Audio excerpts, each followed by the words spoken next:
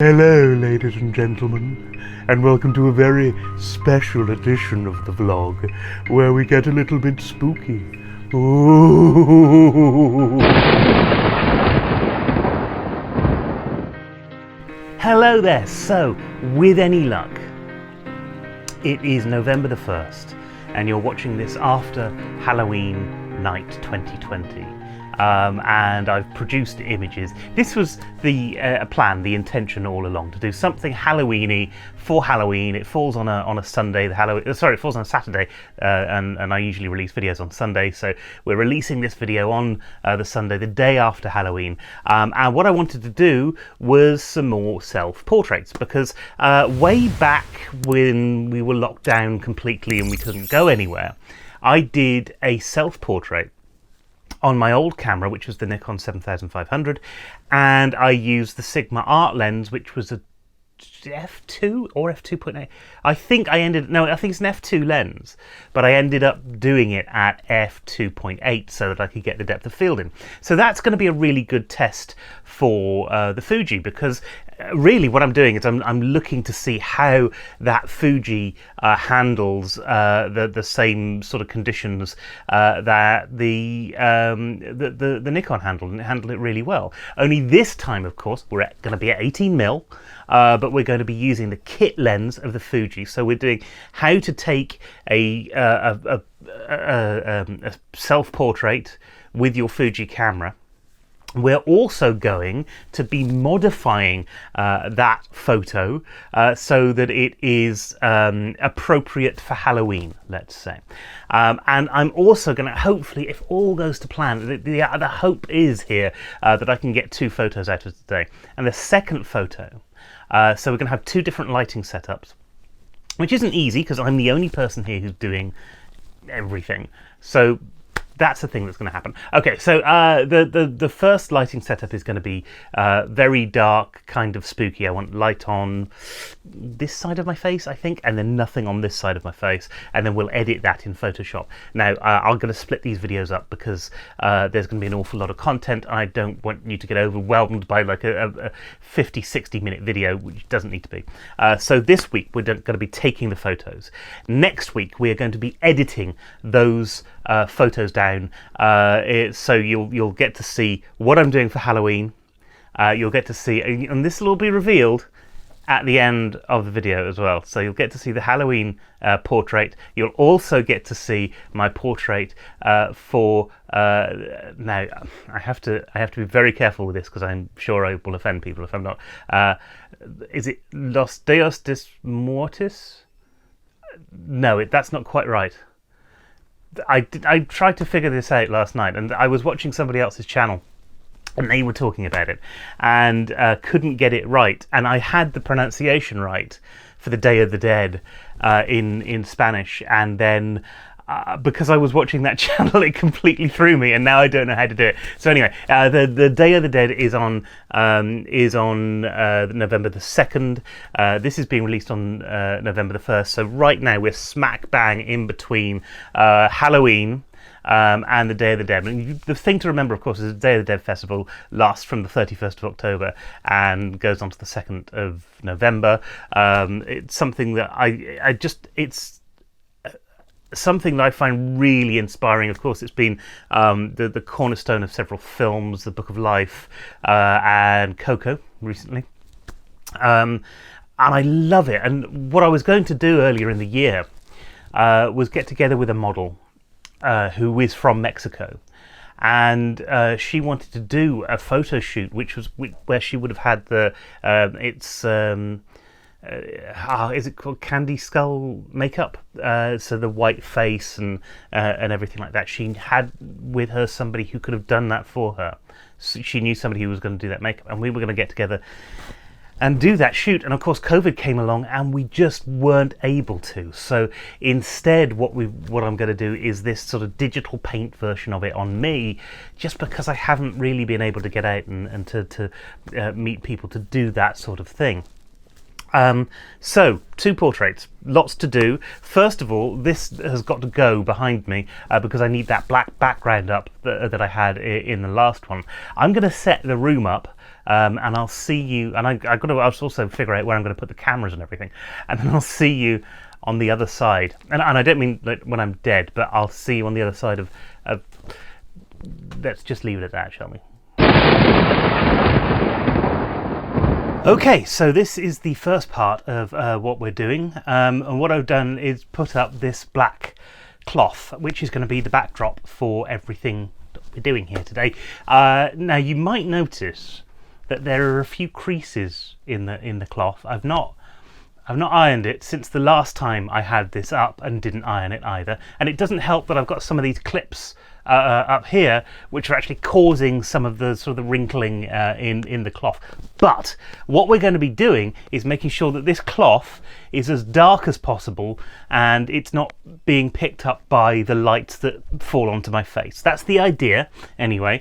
The other thing that we're going to do, just to make sure that this absolutely works completely, is we're going to be putting we're going to be cutting me out when we actually get into Photoshop and making sure that background is black.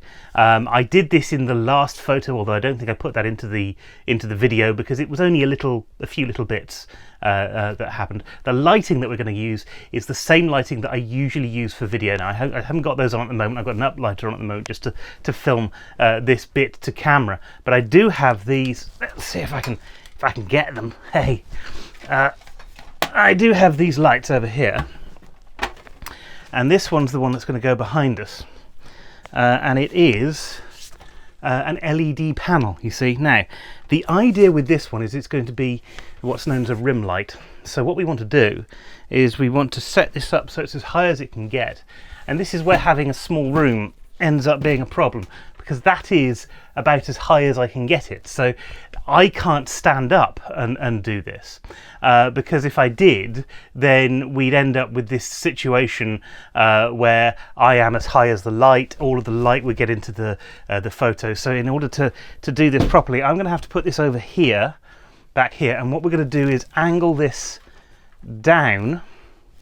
So the idea is that now that over this side of the room we're going to have our key light, and this is a single light shot in terms of keys and fills. We're only going to use the key light, we're not going to use a fill light for this first one. This light up here, the idea is that it's going to cause a halo around my head, and then that's going to give me a little bit more separation from the background. It'll just add that little touch of professionality to the shot. That's the idea anyway. It's going to take a little bit of maneuvering around to get this right. So the next thing that I've got to do is set up a chair, because obviously I need to sit down, so partly so that I'm not the light isn't in the way, but mostly so that there's a good background behind it. That's the next step. I'm going to go and do that now, and I'll see you when I've done all of those bits. Okay, I haven't got any lights on yet. I could put some lights on, but I'm not going to. I've got my big light is up there.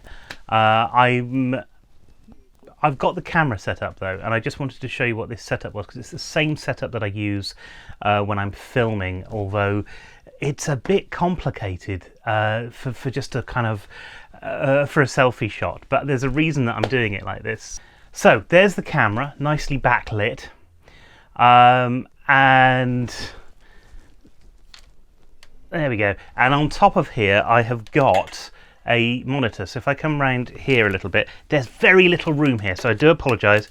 I can't really show you very well what's going on. If I there we go. If I angle this over here, you can see I've got my camera down here, and I've got the monitor on top, and what the monitor is doing is enabling me to see what's in. If I just do this, it's enabling me to see what's in the back of the camera, so that I've got all of my settings on here. I can see I've got the thing here that tells me the it's very underexposed. I've got my F number, my shutter speed.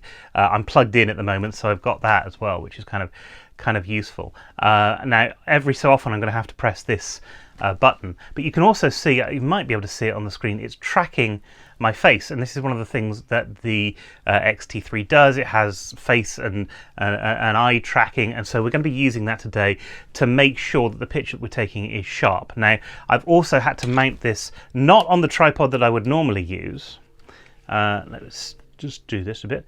But on this tripod here, which is the tripod I normally take with me to do the video stuff with. So this is where my video camera normally sits.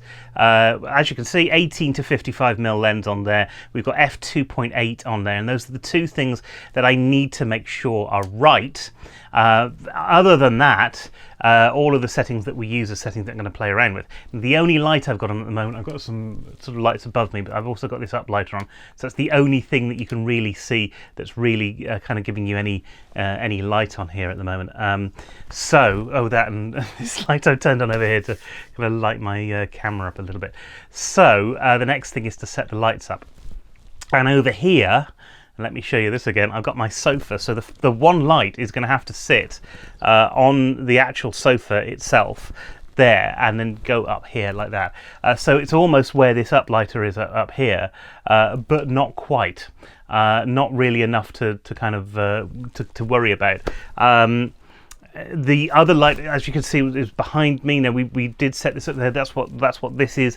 And actually, if you could see the camera right now, you'd see that that's actually in shot. So we either have to do something about that, as in take it out, or we're going to have to ignore it and hope that it goes away. I'm all for ignoring it until we actually have a little bit more information on this, a little bit more set up in terms of lighting and everything.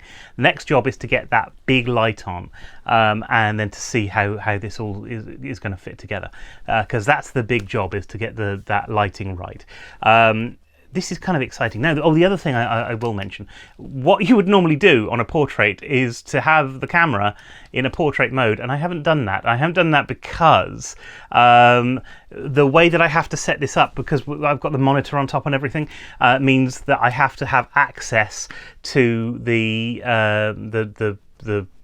stuff so I can put the video things in. So we're going to turn this on its side, which I'll do in a second, which you can do on the tripod, but I did want to set everything up first and show you the setup first, because that's going to add a little bit of bulk, and I'm not entirely sure that things won't fall out of holes when I turn it on its side. So we're going to do that in just a second, and then I'll have a portrait shot for you. I'm also now that I've moved the camera so that I can show you that, I'm now far too close to the camera. Big head, massive head. So let's shift that back for a moment there as well. Okay, that's a bit better. Okay, so the next job is to get that one light on, and what I want to do here as much as possible is to do sort of Rembrandt lighting, which means that the light needs to be up here, coming down at this angle. I need to have over here, I need to have a kind of a triangle on my face. That's the idea. Now, there's a couple of different types of lighting. You've got broad lighting and Rembrandt and loop lighting. Because of what we're doing today, if I end up with loop lighting, I'm not too worried. What's important is that the final thing looks really good. So that's what we're worried about more than actually I must use this lighting style, which I may or may not work. I don't know. So that's the next job, is to get that into the camera, and to shift the camera on its side to get that thing on there. I'll see you when that's done. This is the problem with recording YouTube videos, because I've just recorded about 13 minutes worth of video thinking, oh, this is brilliant, I'm showing everybody how it's all working, only to find out that I hadn't actually put my microphone on, and so the whole thing was completely worthless. So I've done this once already, do forgive me. Now, we've got our lighting set up now, and what I'm going to do, I'm just going to pull this forward a little bit, so forgive me my bald head. Pull this forward just a little bit so I can show you around a little bit better.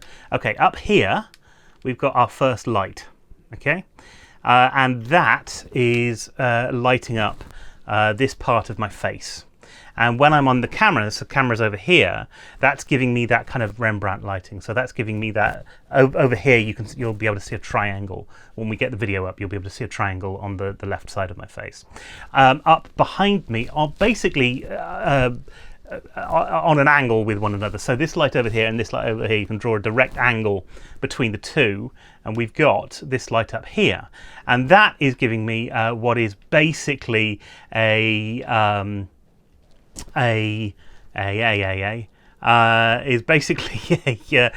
rim light. It's called on this side of my head. So what I'm going to do now is I'm going to switch into video mode on the camera.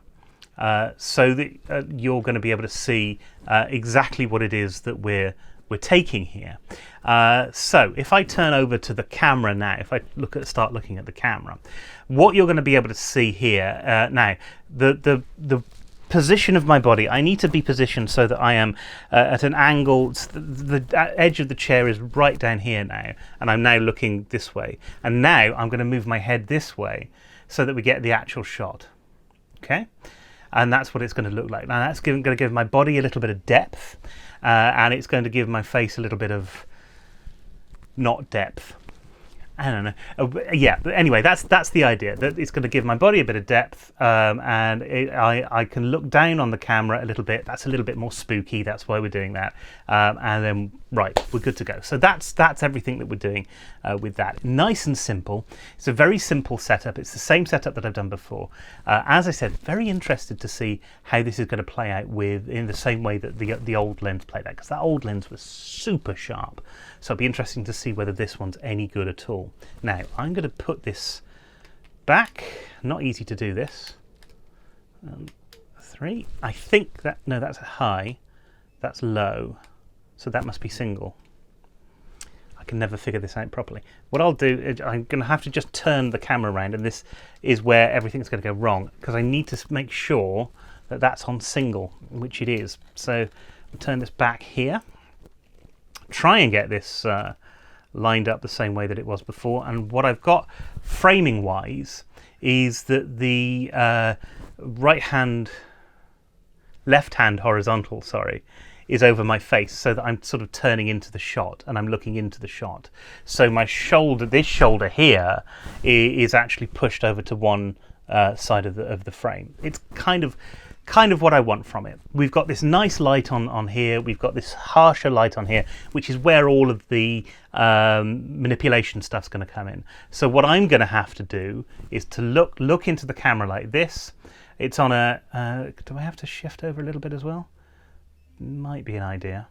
So if I sit like this, it's on a 10-second timer. So I then have to hold that pose for 10 seconds. Now, normally when you're doing something like this with the X-T3, you would put the eye focus thing on. Now, I'm not going to do that because I'm not moving at all, so I know exactly where I am, which is great. Okay, so I'm focused on myself. I know where I'm going to sit. I've got 10 seconds. I'm going to press that button right now. Okay, so I've got to get in roughly into position, look at the camera. I'm going to sort of there, and then make myself look imposing. That's the idea. There are some people who know me who will think that I'm stupid for doing that. Okay, so let's bring that up onto screen right now so you can actually see exactly what it was we took at that point. Am I happy with that? It's not bad. It's all right. You've got catch lights in the right place. So the lighting's good. There's nothing wrong with the lighting. But I don't know that that's menacing enough. I think it needs to be a little bit more kind of, you know. So I'm going to try something. Now, at this point, everything that we do with this picture comes down to me as somebody who can act and convey a character. We are so screwed. So what we'll do here, I want to be here. I want to be looking this way, looking into the camera, and I want to be looking into the camera. I want to be sort of evil. I want to think evil thoughts. I'm going to just keep thinking those evil thoughts. Just a few more seconds now. 3, 2, 1. Okay, now let's see if that looks any better, shall we? Press the button. Yes, that'll do. That's looking okay. I like that. Okay. So right, we've got a good lighting on this side. It might be a little bit overblown, but it's all right. We've got some sharp bits on my beard, in my eyes, which is where you kind of need the sharp bits, and then we're going to obviously we'll edit this down so that it's a bit different. Right, the next thing that we need to do, we wanted to do a sort of the Day of the Dead thing. That's going to mean we do something slightly differently, and we need to light up the part of my face which is not lit up. And so to do that, I have got this, which is a board. It's just a white bit of, it's an A1 white 5mm foam board, which is literally, we're going to put this over here, look. You can see straight away it's lighting up my face. So it's really, I could probably do with it resting where the camera is right now, or something like that, just to give it that extra bit of light. Let's go back into, I tell you what, let's go back into the video mode, and I'll show you how I'm positioning this in the actual video. So we'll turn this all the way onto video. Here we go. Press the button to start recording, and look, it's this part of my face which is too dark right now. If I bring this up and knock the camera at the same time and bring this forward, look, you can start to see that that's lit up. So that is, I'm holding this right now. Can you see? You can't even see where it is on here. But all I'm doing is I'm moving this closer to the image. So this is what's called a key, or key light, and it's giving us enough space to just kind of deal with the other thing. Now, if I shift this over here, you can see where I'm holding it. Look, right next to my face, and then that's what's happening in the camera. It's just lighting stuff up. So I take it away, it looks like that, and I bring it forward, and it's looking like that. So that's exactly what we're going to do, and we're going to have a makeup on top of this as well. So we'll stop this video now. We'll turn this back to here. High, low, single shot. Okay, similar sort of thing, only I want to be happier with this one because it is the Day of the Dead, and that's a celebration, and everybody should be happy on the Day of the Dead. So we'll put my face there, and ooh, no, it's difficult this because I don't want to get the board in shot, but there's a distinct possibility that might happen. So let's light up again. I can see it's working. It's doing its job. The lighting's good. This time I want to be more heroic because why not? Cinco de Mayo, right? No, that's not right. That's not right. That's not the right day at all.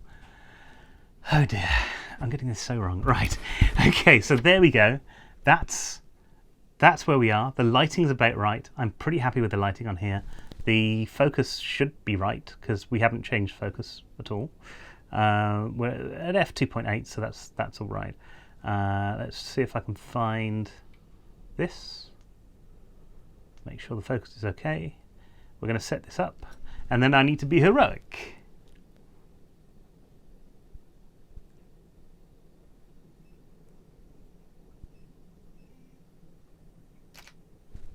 Let's see if that worked at all, because it might not have done. I'll have to put this board down to find out.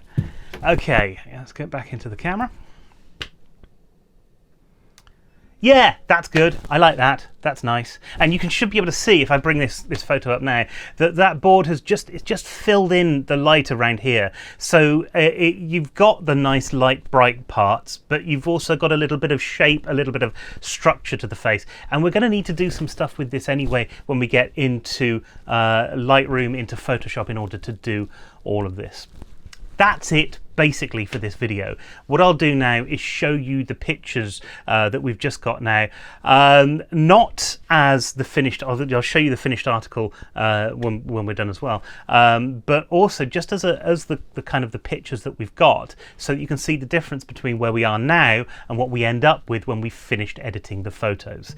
I'll see you in the voiceover. I didn't know quite how I was going to display the images when I recorded this, so you have in fact seen the shots straight out of the camera. So here is that sugar skull for you. I actually found this a little difficult to do and I wasn't as pleased with it as I was with the other shot that you'll see in a moment. I got the design of the makeup from Pixabay and overlaid it onto my face. A little use of the liquify tool let me pull it into shape and make sure that the nose, eyes and mouth all lined up. Then, by using a combination of blending modes and blend ifs, I was able to pull back the texture from underneath to make it look right. A final grade, and we had our sugar skull. And I'm pleased with it. All of the images I took I'm pleased with, but these pictures are not quite as sharp as that Sigma lens that I was using before. However, it did a fairly good job, and I was able to use the Detail Enhancer and Luminar 4 to pull back some of the sharpness from the bits of the photo that were a little bit soft.